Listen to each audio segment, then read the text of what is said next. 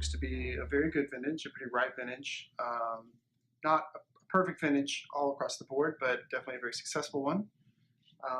And then we have 14, which is also very successful in certain places, but probably not a great vintage. A lot of it has to do with rainfall, but still definitely much better than 13. 13 is probably the worst vintage that Bordeaux's had in like the last 30 years. At least the worst vintage since 1994. Very rainy, a lot of green, bitter, tough wines. If we do look at 2012, that's a vintage that's probably a little underappreciated, a little underrated. On the right bank, you actually have quite a bit of success. I think it's a pretty good Merlot vintage. In Cabernet, maybe the wines are a little bit tart, but there's still some like nice kind of classical wines on the left bank as well. 2011 is a vintage that's a little bit atypical for Bordeaux.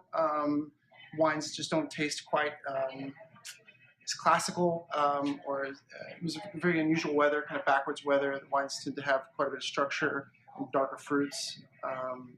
Maybe a vintage that's going to need a few years to kind of sort out the good from the bad. Then you have two back-to-back really great vintages. You have 2010, which is probably one of my very favorite vintages.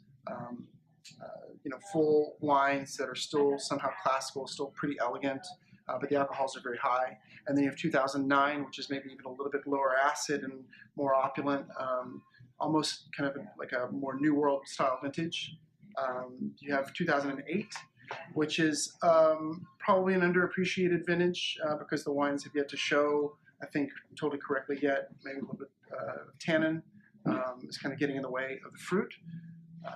Either way, it's never going to be a great vintage, but I think the wines will have longevity and will show better in the future.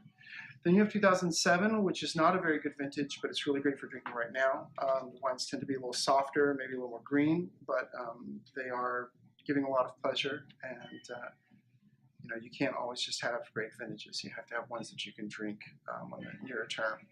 Before that, there's 2006, which is a good vintage. It's definitely underrated.